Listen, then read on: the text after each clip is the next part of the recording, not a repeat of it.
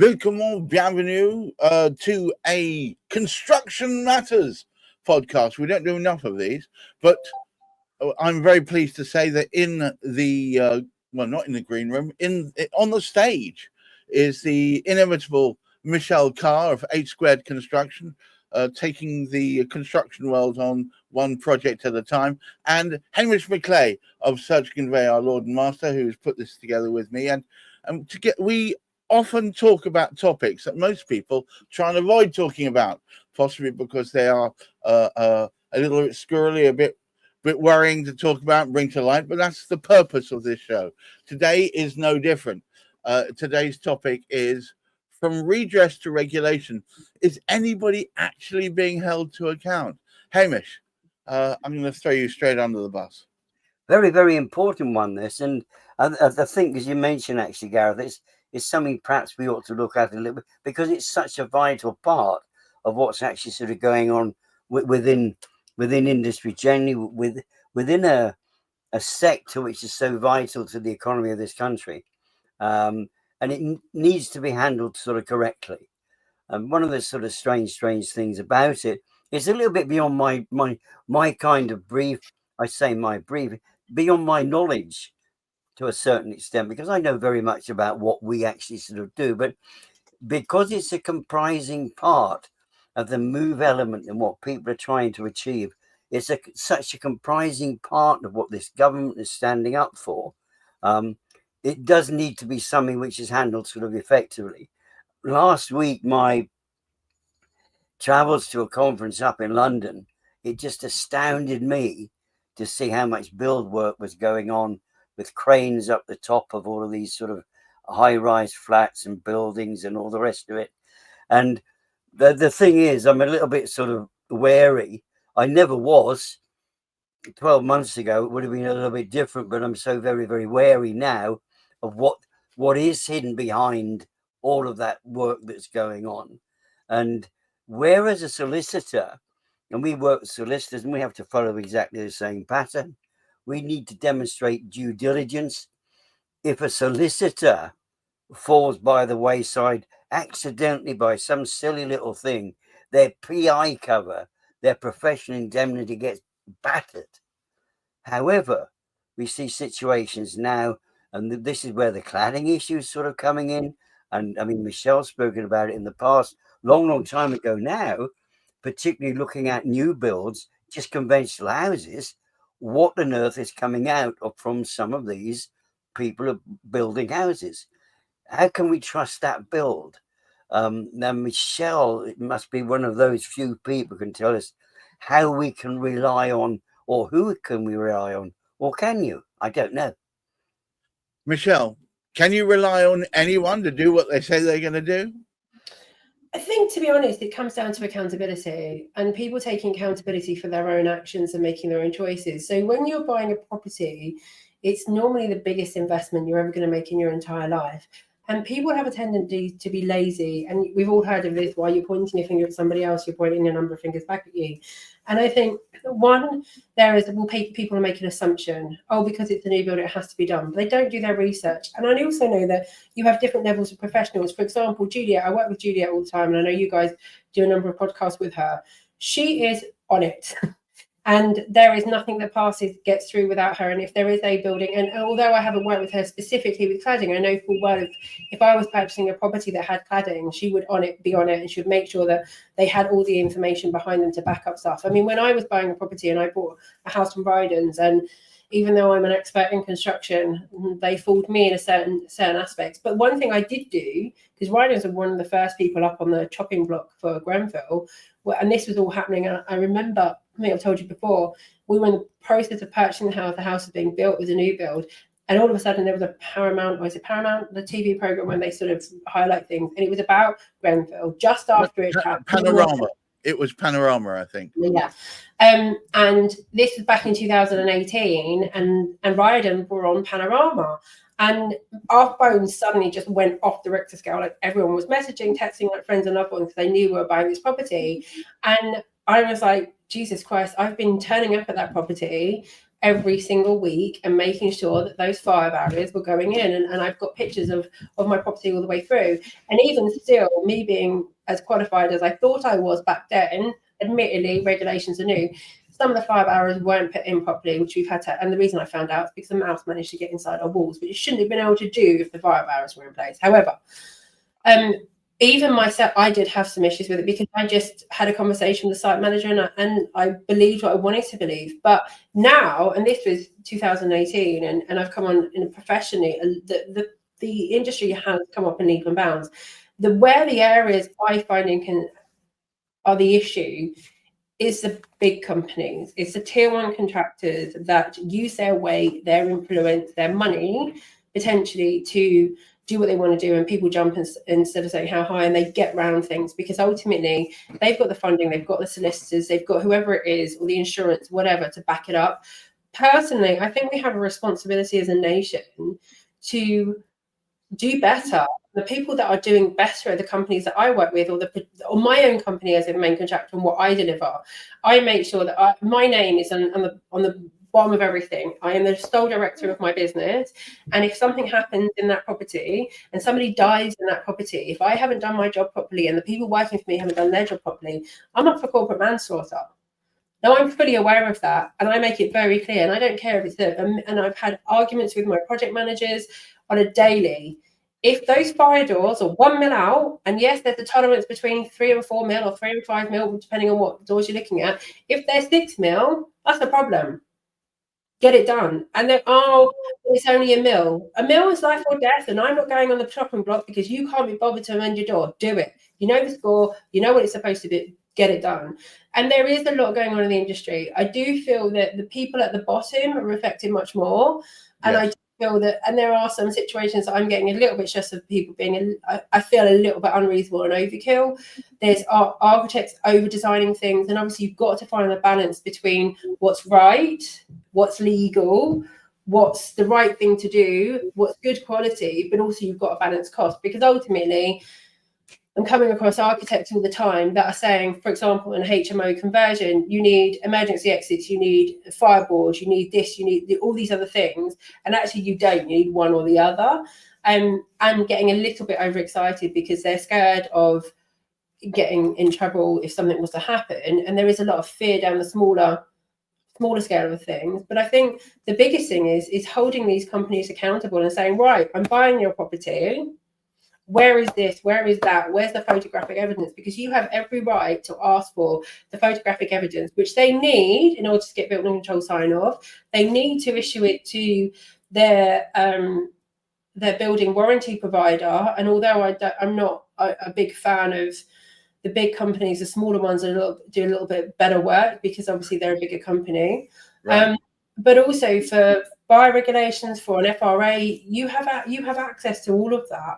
And if that hasn't been done properly, and for example, there isn't an FRA, and it's a block of flats, for example, or a whole heap of houses, if you don't have a fire risk assessment for your property, then we've done 4 out of 50, and they take an average. No, I don't want that, and I want an FRA on my property. I don't want to know that my neighbours are protected. That's good on them. I want to make sure that my property is protected.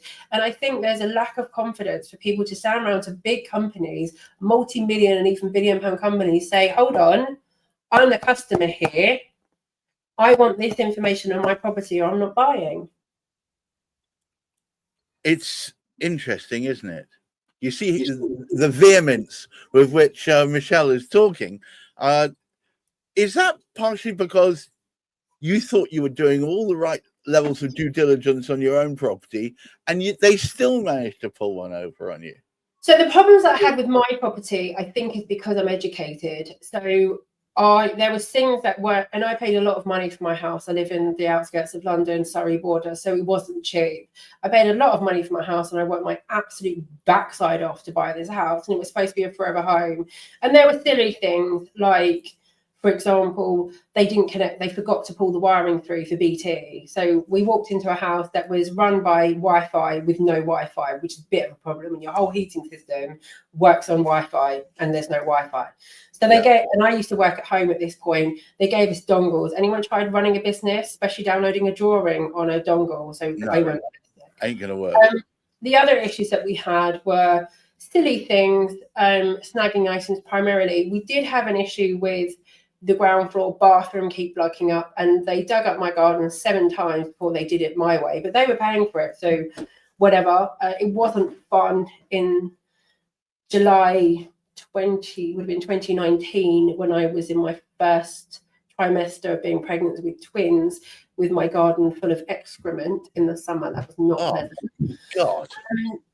And the other thing that they did is they had a bit of an issue. They basically had created a bit of a peak in my house where they hadn't measured something properly, so the floors were like this, so we had to move out for a little while they corrected that. But other bits and pieces in the property were pretty minor, but they have, like, the other stuff was fine. But things like they put the wrong hob in. They put a hob in that you couldn't have 2 in a 4-bedroom house. I don't know about other families, but I cook every single day, and you couldn't have 2 rings on the hob at once. So Christmas dinner was fun, and I was like, this is not made for purpose. They put in it was a Bosch hob, but it was designed for Airbnbs or student accommodation, not for a house with a family of 4. So I argued with them for 3 months. And when they replaced mine, I kind of happened to tell the other women at a coffee morning about it. So they ended up having to replace all 52. Oh, dear. But before I bought the property, I met with a construction team, and I met with a number of other people, and I did warn them. And I did say to them, listen, I'm not expecting you to do anything beyond what you say you're going to do. Right. What you're telling me, I want just what's on the tin. But I know what you do in houses. Do not do it in my house. And if you do it in my house, I will find out and I will haunt you. And my name will haunt you for the rest of your life. And when I turned up, I asked for an appointment to go and have a look at it when it wasn't completed, and I walked around the property with this ditzy idiot that didn't know anything about construction, and she didn't want to go upstairs because she didn't want to take her heels off. So I went upstairs, which was fine, and the door frames were split and mouldy, and my daughter has anaphylactic shock allergy to mould. Oh, so God. When I found that, and she went, oh, but the doors were hung, and she was like, oh, but the snagging hasn't been done. And I was like, listen, love, we've had the conversation about I'm in construction. You don't hang a door to a frame that's going to be removed. You were just going to basically paint over this and cover it up. Not happening. So I went ballistic and made them replace every door frame in my property. But wow. Other than that, like, there was nothing majorly wrong with it. I mean, okay, yeah, drainage is a bit of an issue, but they resolved it all, except the floor finish. The floor is absolutely knackered, and it was fine. They replaced it, and when they replaced it, it was damaged, but I think they'd had enough of me by then. But I make sure I cost them a lot of money, because I ended up doing surveys on nearly every one of the houses that had problems down our road, and they ended up having to replicate and repair a lot more than what they would have done if I hadn't moved in. So yeah, I'm not popular with that contractor, but my neighbours were aware that they didn't know what they were doing, and they asked me to do it. And to be fair, I did a lot of it for free just because I was annoyed with them. But that's the responsibility. You should get professionals in to check things that you don't have experience in and you're not qualified to check.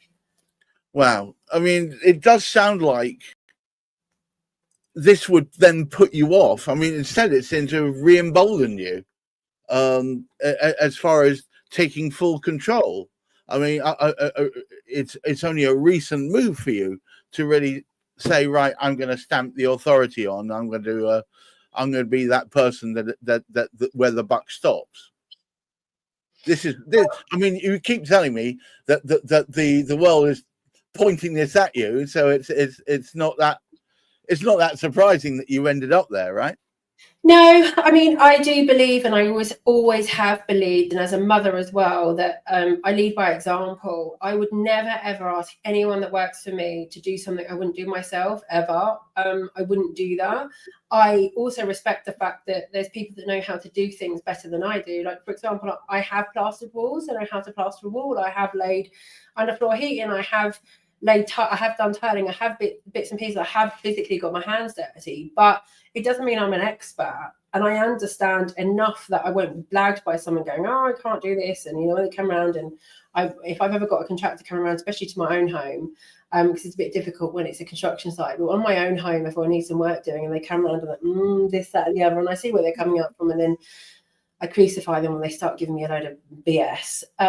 But there are other people that I will say, okay, fine, what's this, what's that? And I will respect somebody in a profession. But I just think there is, I don't know if it's just a UK thing, but there is a bit of a laziness around that you just expect everybody else to do it for you. And actually, we're grown-ass adults. And when you're purchasing a property, which is, as I said, the biggest investment you're going to do, or you're having work done in your property, you're having work done in your house, or you're doing something, you're spending a substantial amount of money, you can't just expect everybody else to do it for you. But what you should do is either make sure you do your due diligence and find out what you're doing, or get the right consultant in that can advise you, and actually someone that you're prepared to pay for, because that is value. If you don't value or do the pre-qualifications of some sort of what you're buying and what you're doing, and in employing the right people, then how are you expected to make the right decision?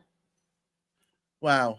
Hamish, it seems to me that, first of all, Michelle's very impassioned, which is really good, because you always said we should surround ourselves with experts in the field, right? I have. I mean, one of the challenges we do have, we don't have enough Michelles to hand around. I'm not sure you want more of me. Some might say one Michelle is adequate, but I wouldn't be one of those people, of course. Yes, carry on. I mean, this is one of the, we are desperately short, and this has been demonstrated in so many ways. Really, in terms of even of the simplistic work that I do, I am checking up administratively. I'm checking to make sure paperwork is in place, and again, I mean, it's one of those innocent things that one does. Oh, building control have signed it off. It's fine. No.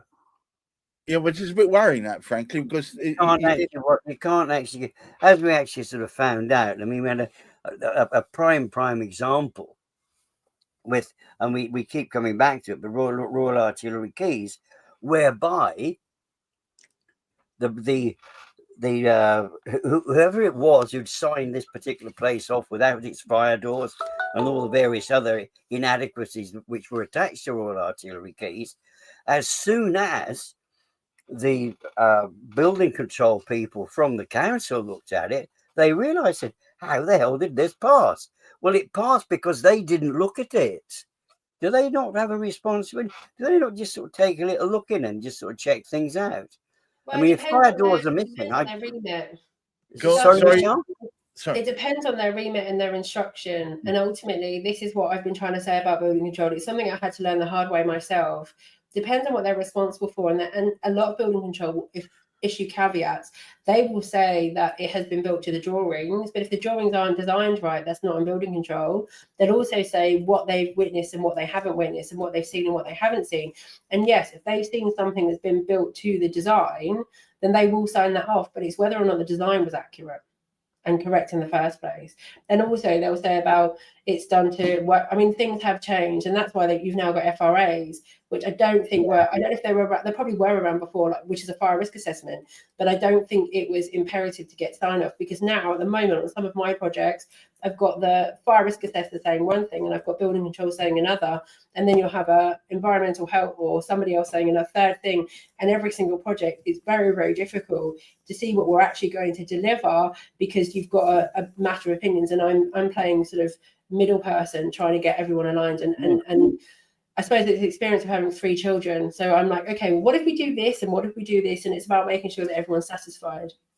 Now, at this point, what I'd like to do, with your permission, Hamish, is I'm going to do a shameless plug for Michelle's podcast, which is called Taking the Con Out of Construction. So I'll put it underneath there. If you want to go and see, listen, it is an audio podcast. If you want to listen to a whole bunch of those, go to hang on, where's it gone? It's coming up there. ttcoc.podbean.com. It's been a long day. And if you go there, you'll find there's a whole feast for your ears. If you want some basic descriptions and support for you in your property career, or even if you're just you're casually looking to do this, all of it will give you a primer. Sorry about that. I just thought while we're here, and I've got her in the room, she's busy as anything. So, Hamish, it's an important factor, because it is it is, like I said, there aren't enough Michelle. So go and listen to her podcast. You will get some advanced information from that, information you won't yet have thought of. And if you have, it's great, because it means you're actually thinking things in the right direction. But the importance of it all, as Michelle has so clearly pointed out, there are many, many people who are involved with this, and not everybody is tackling it exactly the same way. They're looking at it from different directions. And the sad aspect is, and we hear this, and one of the things Michelle mentioned there was conventional doors with gaps in where put there, which many people wouldn't necessarily recognize, particularly if the paint had been painted over it to sort of fill out the sort of gaps.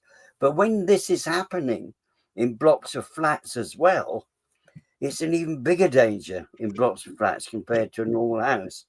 And unfortunately, what we do have within sign-off is a scenario people don't necessarily know. The architect said this cladding, somebody put some other cladding in. The architect said it needs to be fixed this way, as did the cladding manufacturer. A cheaper way of putting that cladding. So all of these, I'm speaking about flats here, but you can actually be speaking about a house, because the architect will design appropriately, and then corners will be cut to actually sort of meet. And of course, this is something Michelle knows. So, crikey, we spend hours just listening to Michelle, because when you've got that contract, very, very often, the big guy's got the contract. He's pulled in that smaller contractor, and basically he boots that smaller contractor around to use the cheaper materials to try and shed the blame. And whatever actually sort of goes wrong, they can get blamed for it, and the bigger guy can sort of disappear and say it was there. So due diligence, I mean, it comes back to this sort of thing. What is your attitude to life generally? And like Michelle said, is it something in the UK? Hey, look, if you're going to buy something, hey, look, be sensible about it. You don't just buy a car and say, yeah, I'll have that. You actually look at what you're buying. And I think Michelle's demonstrated quite clearly here. Absolutely. Buyer beware. Take a bloody good look at what, even if it's not brand new, go and have a look at it. No, never before has a caveat emptor been quite so poignant. You were going to say, sorry, Michelle. No, it's ironic. In my experience, a lot of people, unless they've known me long enough, a lot of people will spend longer researching a car, which, don't get me wrong, can be quite a substantial investment. They will spend a lot more time and energy researching a car than they do a house. And I think it's because they have this association that because they're driving a car and they're constantly at risk, because you're at risk with other people on the road, etc., and you want to make sure it's a safe car, they forget that you sleep in your house every night. And if that house isn't safe, especially if it's a flat where you have no responsibility or no control over what other people are doing, and someone else starts a fire in your block, you are at risk every single night. And people just don't look at that. Not only want to make people scared of sleeping in flats or buying flats, that's not the way. But how people have that mindset of spending all this time and energy on looking at what car they're going to drive, which, to be fair, a lot of the time it's about whether they like the look of it or how the drive makes it feel, rather than the security features of it, because ultimately we wouldn't have a lot of the cars on the road if that was the case. But they will invest time and energy into researching a car much more than they do the place that them and their children sleep every single night. And for me, that sounds like that's crazy, but I am also aware that I look very differently. And ultimately, if you're buying a property, there is a responsibility to do your due diligence and not just take somebody else's word for it. Because I wouldn't, how many people would walk into a car garage, and this is no disrespect to salespeople, and listen to something a sales guy said and said, I don't necessarily believe that. But an estate agent, they might believe. A salesperson for a new build property, they will believe. And they're just salespeople at the end of the day. So why would you trust one and not the other? And this is what, for me, I mean, when we were looking at buying properties, me and my husband, I found it hilarious because the amount of people that would just assume that my husband was the decision maker. Wrong. And I watched them do all the things and the sales things while they're totally ignoring me. And he's, yeah. And I find it hilarious because they didn't establish the first thing in sales is who is the decision maker. And it's definitely not my husband. So and obviously he's part of the decision. We made the decision together. And well, basically he decided to do the same thing that I wanted to do. But that's a whole different ballgame.